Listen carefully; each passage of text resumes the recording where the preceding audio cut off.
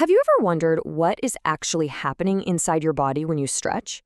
Why some days you feel like a solid block of wood and other days you feel, well, fluid and free? Today, we are going to pull back the curtain on the science of stretching. We're breaking down exactly how to go from feeling stuck to feeling supple, all based on what the research really says. So let's dive in.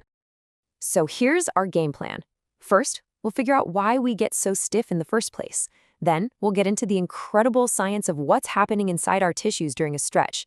After that, we'll meet our body's built-in safety brakes, lay out the simple rules for a perfect stretch, and finally, we'll talk about how to put it all into practice. All right, first things first, let's tackle the big problem. Why do we even feel stuck? What is the real reason behind that feeling of, just restricted motion? I mean, we've all been there, right? You stand up after hours of sitting, or you hop out of the car after a long drive, and your body just screams, nope. That feeling of being totally locked in place, yeah, that is not just in your head. It's a real physical thing that's happening. And there's a fancy scientific name for it, hypomobility. But really, it just means that our soft tissues, our muscles, tendons, all that stuff, have literally gotten shorter because they're adapting to our habits. And that's the key right there. Our bodies are always adapting to the positions we put them in the most.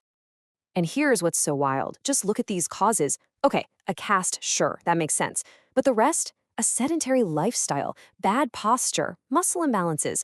I mean, that's just modern life for so many of us. Our bodies are literally molding themselves to our chairs and our desks, and that is what leads to that awful stuck feeling. Okay, so we know why we get stuck. Now for the good stuff. What in the world can we do about it? Let's zoom in and look at the biomechanics of what a stretch is actually doing, deep down in your tissues. This is the perfect way to think about it. Our tissues have two key properties. There's elasticity, which is just like a rubber band. You stretch it, you let go, and boom, it snaps right back. That's just a temporary thing. What we're really shooting for with stretching is plasticity. Think about modeling clay. You stretch it out, and it holds that new, longer shape. That's a lasting change. And that, my friends, is the real goal. So this whole journey has a name, the stress-strain curve. Step 1 is basically just your normal, everyday movement where your collagen fibers are just kind of straightening out. Step 2, you hit that elastic rubber band zone.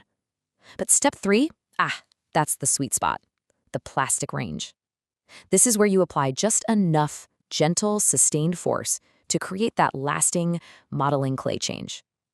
You just got to be careful, because step 4 is failure.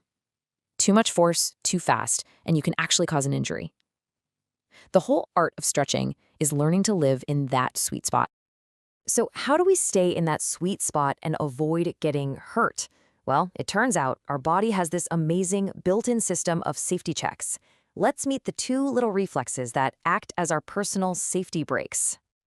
Think of it like this. The muscle spindle is your body's jumpy, overprotective alarm system.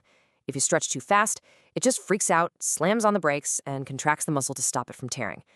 But then you have the Golgi tendon organ, or GTO. It's the calm negotiator.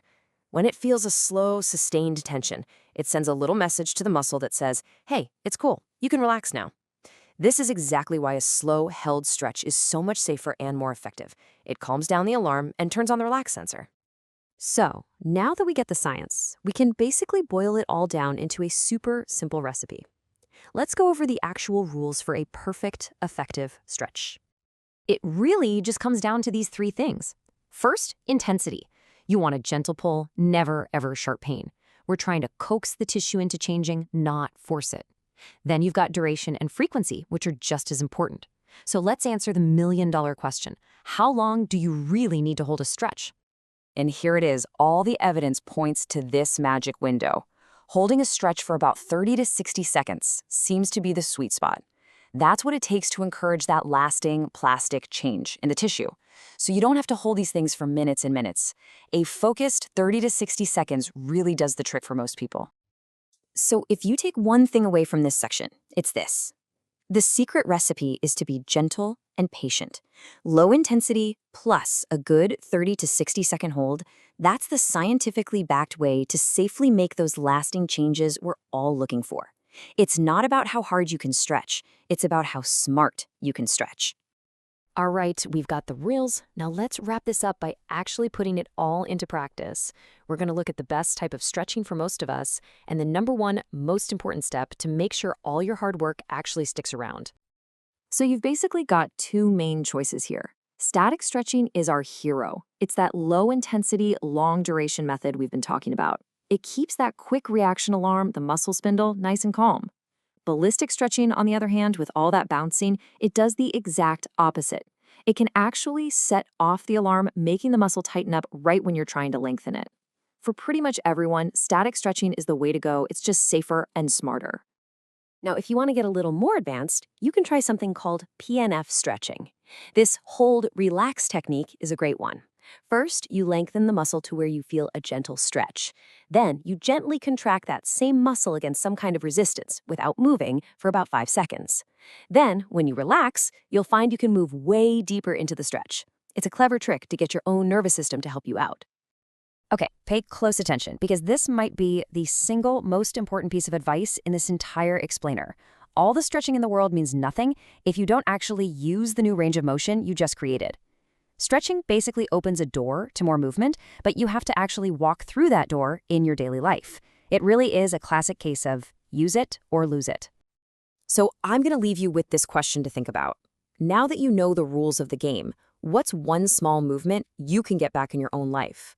Maybe it's reaching up to that high shelf without your shoulder yelling at you, or just being able to sit on the floor comfortably. By understanding the science, you don't just know how to stretch. You have the tools to reclaim movement. So what's it going to be for you?